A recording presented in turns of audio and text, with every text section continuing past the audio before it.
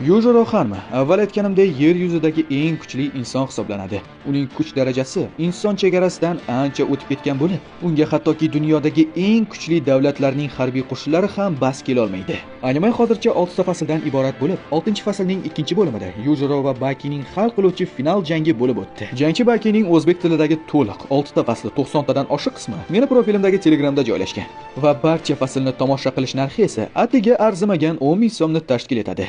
Va kamtarlik qilmagan holda ayta olamanki, Jangchi Baki animasini 6 ta fasliga bir o'zim ovoz berib tugatganman. Albatta, ayol qahramonlarni qo'shmagan holda. Otang bilan gaplashayotganda bunaqa hayajonlanma bola. Bo'lmasa oyoqlaring qaltirab ketyapti. Men otam Yujiro Hanmadan kuchliroq bo'lishni istayman.